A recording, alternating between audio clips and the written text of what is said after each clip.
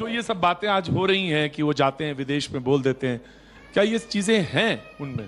देखिए, मेरा ये मानना है कि आपको अगर नाराजगी इस देश में रहकर किसी नेता से है तो आप दूसरे देशों में जाकर इस देश की तो बदनामी नहीं कर सकते। और दूसरी एक बड़ी बात यह है कि उन्हीं के माता पिता इस देश का नेतृत्व कर चुके हैं। अगर आप जब देश की बदनामी करते हैं तो आप अपने माता पिता का भी नाम बदनाम कर रहे हैं बाहर जाकर। अच्छा। और दूसरी एक बात बहुत ही स्पष्ट है कि आप जब देश के बाहर जाते हैं तो देश के बाहर जाके ये तो नहीं कह सकते कि हमारे भारत में ये है, हमारे भारत में वो है। आप ये जरूर कह सकते हैं कि हमारे भारत के भीतर नेता है, हमारी नेता से नाराजगी है, लेकिन पूरे देश के खिलाफ आपकी नाराजगी है।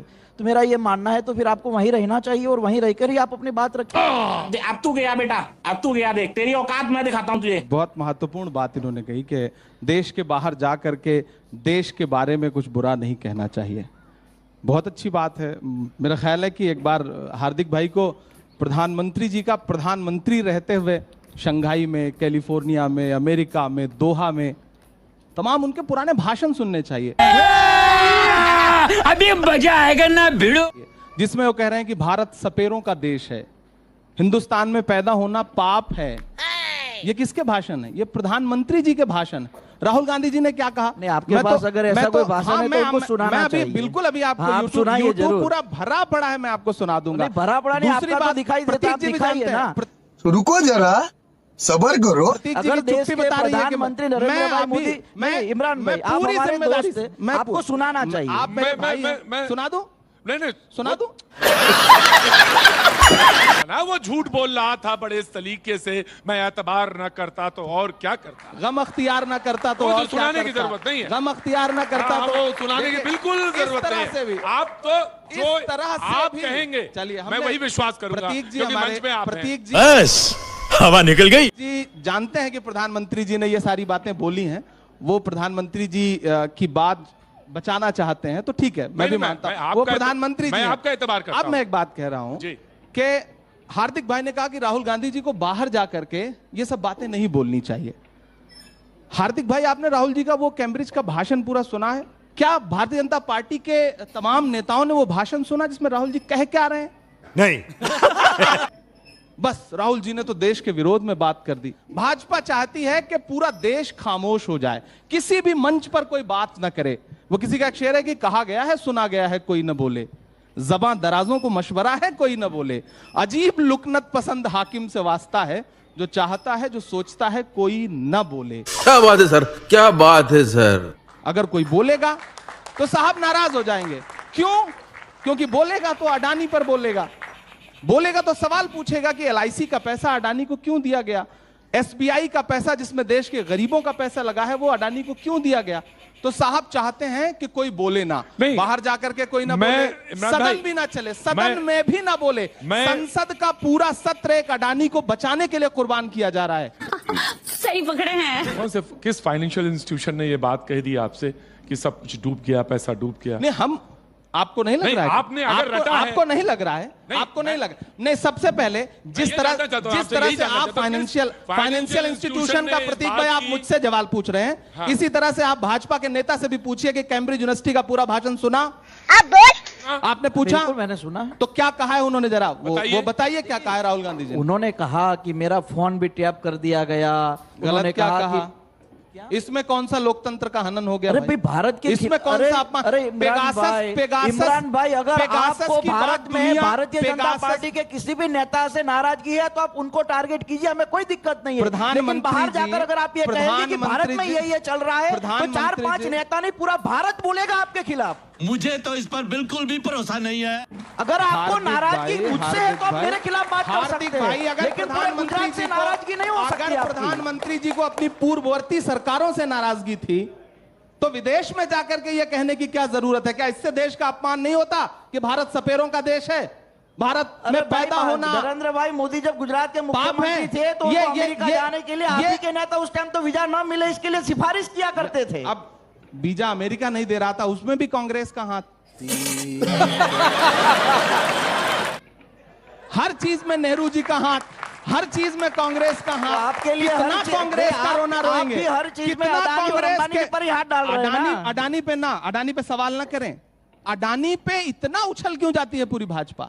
देख रहा है विनोद। बड़ी चर्चा है बुलडोजर की, मैं वहां आता हूं। बड़ी जहां चर्चा, चाहें आप मॉडल वहां की आते चलें। हैं। हाँ, नहीं, आपकी जहां इच्छा हो वहीं ले चलेंगे। तो बुलडोजर की चर्चा है, मॉडल की बड़ी हाँ। चर्चा है। और कहा कि भाई इससे न्याय है, और लोगों ने कहा कि ठीक है, जहां पे गलत है वहां चलेगा बुलडोजर। बेस्ट साले। बंद कर दीजिए अदालतें ना, बंद कर दीजिए अदालतें, बुलडोजर से न्याय करवाइए। देश के हर राज्य में अदालत का कोई काम नहीं है। पूरे देश में खासकर गुजरात का भी कई नगर पालिकाएं होती है, महानगर पालिकाएं भी होती है, और ऐसी जगह अवैध मकान हो या अवैध कोई भी चीज हो, उसको हटाने का काम प्रशासन करता है, उसमें कोर्ट नहीं होती। हाँ, अगर कोई व्यक्ति कोर्ट में जाता है और कोर्ट से स्टे लेके आता है तो उसको रोक दिया जाता है। मेरी सरकार, मैं सरकार का हिस्सा हूँ, मेरे विरम गांव में भी हम बुलडोजर चलाते हैं, और ऐसी अवैध जगहों को हटाने का काम बुलडोजर से ही होता है। मैं योगी आपको बताते मुझे आनंद होता है। क्या बात कर रहे हैं? कि योगी आदित्यनाथ जी का मेरी असेंबली में रोड शो था, मैं 25 बुलडोजर लाया था उनकी रोड शो में। अगर जहां सही जगह होगी वहां बुलडोजर चलेंगे, और जिनको नाराजगी है वो टीवी में आके बोल सकते हैं। अभी बदत है भाई, अभी बदत है। देखिए राजनीति कहां आकर के खड़ी है, और राजनीति ने अपना मकसद क्या बना लिया है। प्रधानमंत्री जी का अभी भाषण कहेंगे हार्दिक भाई, तो वो भी सुना दूंगा। उन्होंने कहा कि मैं 2022 में इस देश के हर व्यक्ति के सर पर पक्का मकान देखना चाहता हूं, दूंगा, मैं आवास दूंगा। मैं मध्य प्रदेश के ऐसे, आपको डॉक्यूमेंट दे दूंगा, ऐसे ऐसे लोगों के मकान तोड़े गए जो प्रधानमंत्री आवास योजना से बने थे। गलती किसकी है? जांच का विषय हो सकता जांच का, पहले घर तोड़ दीजिए फिर जांच का विषय है। अदालतें बंद कर दीजिए। वाह, आपने कहा राजनीति की दशा। देखिए, एक दशा ये भी है, दिशा ये भी है कि रामपुर से उत्तर प्रदेश में भाजपा का कमल खिलता है। हाँ हाँ, खिल रहा है, देख रहा हूं। अब तो इंजेक्शन लगा लगा के कमल खिलाया जा रहा है। आप सिर्फ देख ही रहे हैं कि 387 सीटों, 399 सीटों पर आप लड़े उत्तर प्रदेश पे, 387 पर जमानत जब्त हो गई। आप देख ही रहे हैं अभी प्रतीक जी, मैं बहुत संवेदनशीलता के साथ एक बात कहना चाहता हूं। अब ये मत बताइएगा, अब ये मत कहिए कि हम चुनाव लड़ रहे हैं, जीत हार हमारी राजनीति में नहीं होता। सामान्य तरीके से बहुत संवेदनशीलता से एक बात कह रहा हूं। क्या जीत ही हर चीज का पैमाना है? वाह, तो आप क्या जीत ही तय करेगा कि जो गलत है वो भी सही है? बिल्कुल, अगर राजनीति में है बिल्कुल, तो राजनीति में है तो जीत ही तय करेगा ना। उस दिन, जिस दिन सारे आपके भी कुछ पत्रकार साथी यहां बैठे होंगे, कुछ पत्रकार साथी भी वहां थे, जिस दिन सांसदों ने मार्च निकाला, पार्लियामेंट से बाहर निकले और बैरिकेड कर दिया गया। सिर्फ सांसद बैरिकेड नहीं किए गए थे, सारे पत्रकार, लोकतंत्र का चौथा खंबा 200 मीटर दूर बैरिकेड किया गया था। एक बाइट लेने को तरस रहे थे, क्योंकि जीत है उनके पास, जीत पैमाना है, तो यह भी बर्दाश्त करिए। हाँ भाई, कैसी लगी आगे स्वाद? जितने संस्थान है सबको कुचल दीजिए। ये यहां बातें बैठ के कहना बहुत आसान है। जमुना उपाध्याय का एक शेर है, ये चुनर धानी धानी भूल जाते, ये पुरवा की रवानी भूल जाते, जो आकर 4 दिन गांव में रहते तो सारी लंतरानी भूल जाते। क्या बात है। संविधान को सब लोग मानते हैं। देश के प्रधानमंत्री नरेंद्र भाई जब गुजरात के मुख्यमंत्री हुआ करते थे, तो देश में पहली संविधान यात्रा अगर किसी ने निकाली है तो नरेंद्र भाई मोदी साहब ने गुजरात के मुख्यमंत्री के तौर पे सुरेंद्रनगर जिले से निकाली गई थी। कब हो गया ये? कब हुआ? कब? देखिए, ये जब प्रतीक भाई, मैं एक ये मिनट के लिए जब हार्दिक भाई को चिंता में आ जाते एक हैं। मिनट के लिए रोकूंगा। मुख्यमंत्री रहते हुए आदरणीय प्रधानमंत्री जी ने जो जो किया है, क्या आज उस एक भी बात पर कायम है? वो बताएंगे उनको। आधार कार्ड का विरोध उन्होंने किया, मनरेगा का विरोध उन्होंने किया। ये कहते थे कि सीबीआई का सबसे ज्यादा दुरुपयोग सरकारें करती हैं, चुनाव सीबीआई के जरिए लड़े जाते हैं। आज प्रधानमंत्री जी सुनने को तैयार नहीं। ऐसी चुप्पी ओढ़ ली है उन्होंने कि अडानी के मुद्दे पे एक शब्द संसद में आके बोलते आपकी तो एक ही जगह सुई जाके अटक गई है। चुप कर बे कुत्ते। देखिए, आज मैं भारतीय जनता पार्टी का एक विधायक होने के बाद भी ये मैं बोलता हूँ कि हम इस देश के भीतर उद्योगपतियों को मजबूत करना चाहते हैं, लेकिन विनाश के नाम पे नहीं। इस देश में भी उद्योगपति है, उनके तरीके से वो मजबूती से आगे बढ़े हैं, और ये हर जगह ये कहते हैं कि नरेंद्र भाई आए तो उसके बाद ही वो सक्षम और मजबूत हुए, तो उससे पहले वो नहीं थे क्या? यही तो मैं कहना चाहता हूं कि नरेंद्र मोदी जी पहले देश नहीं था क्या? उनके प्रधानमंत्री बनने से पहले देश नहीं था क्या?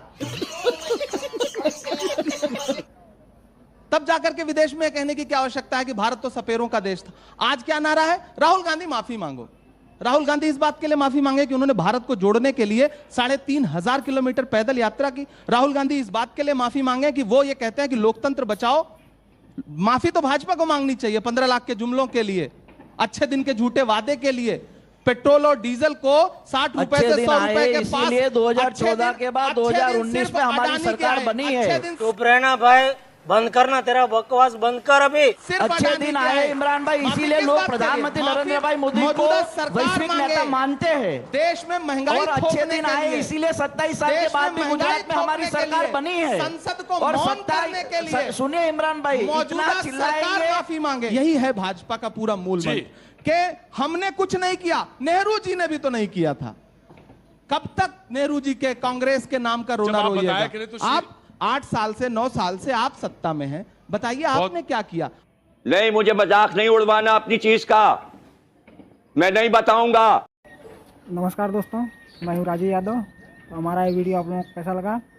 आप लोग अपनी राय कमेंट में दे सकते हैं। आप लोगों को कौन सा पार्ट अच्छा लगा आप लोग कमेंट करके ज़रूर बताइएगा। और हमारे वीडियो को लाइक और चैनल को सब्सक्राइब कीजिएगा। मिलते हैं नेक्स्ट वीडियो में, तब तक के लिए बाय बाय, जय हिंद।